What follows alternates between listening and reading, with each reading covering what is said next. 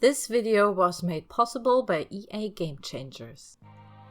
Hello everyone, welcome to Simproved, Fry speaking here, and welcome back to another Sims 4 speed build. Today I thought we are going to continue our little journey through my early access stuff that I built for the Sims 4 Snowy Escape expansion pack. EA was so nice to give me an early copy of it so I can test some stuff out.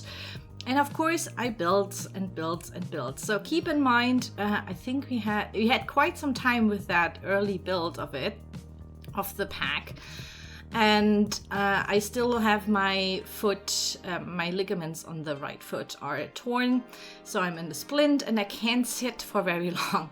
So of course I procrastinated sitting on the PC for quite some time to build something. So I first did like the overview and then I built the pagoda, and now I think there were like 5 days between this build and like all the other videos that you've already seen.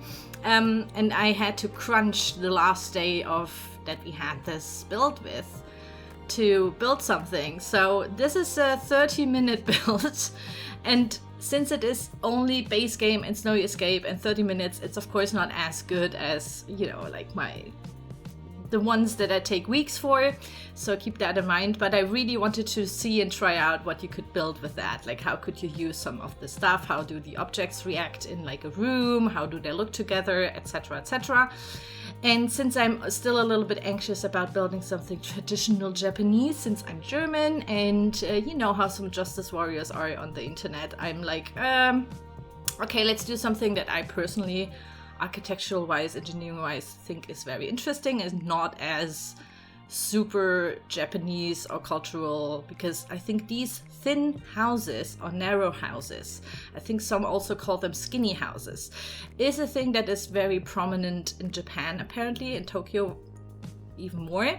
And I think they do this just as the same probably as they do it in Germany, because we have some of these as well, because the proper property taxes or inheritance taxes on ground, or however you call them, is very, very high. And therefore you try to build really small houses so you don't have to pay that much of the taxes and construction taxes or whatever. I think that is like varying, but like that is one of the reasons. And out comes these really narrow 3-story, 2-story houses. And I thought this is so interesting, especially since it is kind of, I think, like a trend that maybe originated in Japan. I don't know. I've seen these kinds of houses in Germany as well. And I always think these are super interesting because, yeah, it's just it's just interesting to see how people live in such a tiny space, but it's like not a micro home or tiny capsule house. It is a real, 3-story house, for example. So I wanted to try something out like this as well. The other houses that you can see all around this thin house is basically debug. So these are debug houses that come with the pack. If you want to see what kind of stuff we got with debug, there is a video about this, and I will also link to that in the video description down below for you if you haven't watched that.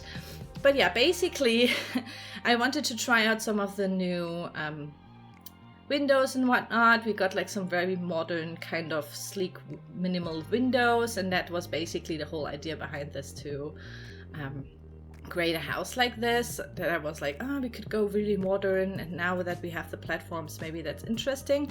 I'm also only going to use the platforms outside here because I was still a little bit anxious that it will F up my build. Using them later. And there will be, the next video will be my build where I really try out the platforms inside, outside. But here we will only use them outside as like a decorational aspect to it. I'm not sure how to explain it, but yeah. So as you come in, there is the small toilet with a shower, no sink, because the Sims actually, if you don't have a sink on your lot, they will also not wash their hands. And therefore, I mean, that's unsanitary in real life, but for those who do the 100 baby challenge on narrow living spaces and whatnot, they tend to use that in the Sims, because then it also saves time. Does this make sense? But yeah, this is what I wanted to do here as well. The new stairs from the pack don't have a wall under it. That doesn't bother me as much, even though I would have liked a wall just in general. So I mean, you can always delete the walls under the stairs, so I don't see why this is by default, but okay. So I will cover them occasionally with like a wall, so I have like some more space to put stuff on there. And basically, if you come in to the left, it's like your tiny bathroom. At the end of the long corridor is the bedroom, and in the middle, basically downstairs, is the living room. That was like my idea of it. Keep in mind that maybe there are usually maybe used some platforms. I'm not sure. I didn't want to take away so much space, if that makes sense, from the height of it, because I actually liked how tall the rooms are. For me, that gave it more space. Like if you are in real life, if you would be in that house, it will feel a little bit more spacey, if that is a thing. Then yeah, like a narrow kind of ceiling would give you. So that was basically the idea of it. I think in The Sims, since usually people tend to look from like a top view kind of almost onto the houses, you can't really see it. But I think if you go into like live shots, and for those who take like pictures during the gameplay and whatnot, I think you will feel that it's actually kind of like a spacey room, therefore. And yeah, basically I tried to combine all of the objects that I personally think are pretty cool. I myself really like the sofa because it has pillows. I'm always a sucker for pillows on sofas. Adds a little bit more clutter without really needing to put clutter there, because it, you know, the objects already come with that. The bed is super minimal in my opinion, like nothing super fancy or new about this. I personally like this.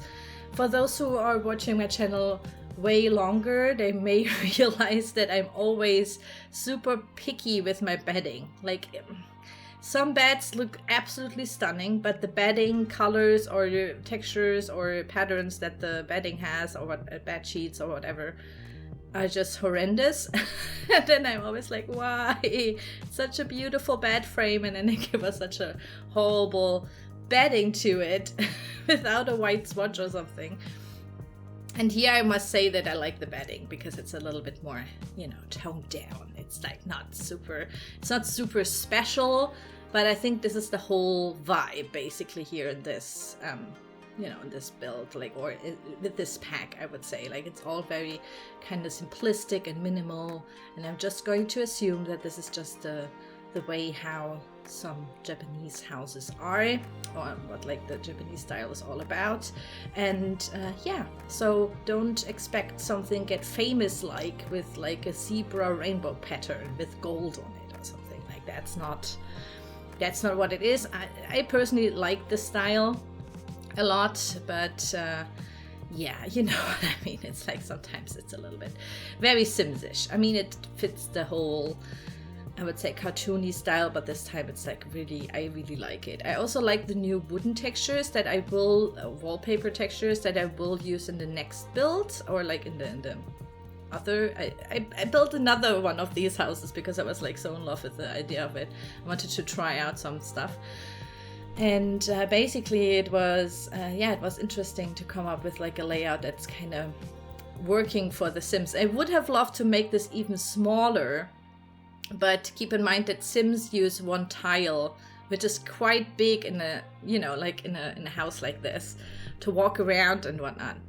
So I had to come up with some solutions, especially for the kitchen, because kitchen counters are quite big in The Sims, and you have to need these, at least like a table or kitchen counters, for them to prepare food on and whatnot. So I couldn't do like narrower, if that is a thing, kitchen counters here, but it was actually lots of fun to kind of create like with the kitchen counter some kind of bar stool situation there, even though we have a dining table over there. But I thought maybe you could also do your homework when you have kids in this house, or maybe work from there. I will put a laptop there, I think. At least I think I do. But yeah, since we haven't seen any modern houses in the snowy escape world of Mount Komorebi, I thought, okay, then let's do that, because I was like, I'm not so comfortable with the traditional Japanese style yet. I don't want to do anything wrong. But you guys have been so lovely under my pagoda, like in the comments, and also explaining some stuff. And it was really, really cute and kind of very encouraging and wholesome to read all your comments. Really, really cute. Thank you so much for that. So yeah, maybe I will try to, once I get like my hands back on this pack, maybe I will try to do like a whole temple kind of thing, but I have to read up on that, like watch some documentaries and whatnot, maybe, since I've never been to Japan, you know, and yeah, it's just not a thing that we have here in Germany, like not even remotely, I guess. Even though some have told me under the pagoda we have one in Munich, in our Japanese garden, Chinese garden, something. So I will look into that. I've never been to Munich, honestly, like never in my life as a German. Maybe I should one day. But yeah, now in times of Corona, I will definitely not take that trip to Munich. Why should I? And yeah, basically I really love the layout here of the kitchen and the whole dining area. I think it's like a nice place to hang out. Just in general, I think it's a good layout in my opinion. And I try to use only Snowy Escape if possible. And I think also every object here is Snowy Escape, which basically tells us that it's a really good building pack, but because when you have base game, you can do a whole house, you know, just with Snowy Escape, if you know what I mean, like a normal house. I usually tend to, you know, build something strange or like community lots or something that is like requires a little bit more of, I don't know, weirder activity, objects or whatnot. But like for the normal builder who likes, you know, the family homes, I think this is a really good pack because it's kind of very well balanced. You know, we have stuff for the kitchen, we have a dresser, we have a bed, we have like bathroom stuff. So I think this is a really good one, and I think the team should also go with that. Like for every expansion pack, at least try to have something for the 4 main rooms that you would have in a family house, because that's just the main gameplay, I would say, from The Sims. To kind of create houses, you know, with only these objects, and then maybe add stuff. So yeah, we have an upstairs, which is like a really tiny room. I will enlarge it later because that roof was just not, you know, I was just not, yeah. I was like, no, that is a horrible roof. We are going to change this later. So I myself thought, okay, I personally only built like a play with one sim, testing my houses. But this time, I think upstairs you could also put like another bedroom in there, or maybe even 2 little single beds, you know. So it is possible to live there, I think, with up to 4 sims, because we have like, we have like a king size bed, and you could theoretically change the office upstairs into like another bedroom. And since I used lots of the Snowy Escape objects, it was also kind of almost bland. I'm sorry to say, I love the minimal style, so maybe since it is almost bland, or it is bland, this could also be an Airbnb kind of situation, you know, so you can theoretically say, put this not as a residential, but as a rental lot, since we can now rent houses for vacationing in every world once this pack comes out. So I was like, oh, actually that makes kind of sense, you know, that it's not like over cluttered and has like lots of stuff. I mean, ignore the big plants, that doesn't make sense for an Airbnb, but maybe there's someone to water them when there are no tenants in this house. But yeah, basically I tried to have everything in there that I thought, you know, is from Snowy Escape and kind of makes sense, like not the crazy community stuff or stuff like that, so it's kind of like normal, if this makes sense. And basically I did the house first, and then later I wanted also to put a little I'm not going to call it like a festival, but maybe like a little area where they decorated it. So maybe it's kind of like a, you know, that kind of neighborhood has like a little street festival, if this makes sense. We have that sometimes here in Cologne as well, that like a one street or one block has like a little, you know, all the neighbors bringing stuff and food and I don't know, something like that. That's what I wanted to do here because I'm a huge fan of the festivals, by the way. I have been a fan of the city living festivals that take place in the city, and we have 4 or 3 festivals here as well that alternate on the weekends and on Fridays and stuff. And I really love them and how they did them and how they also changed the world sometimes. You know, like with the Lights Festival having like floating lights on the river and stuff. It's really, really nice.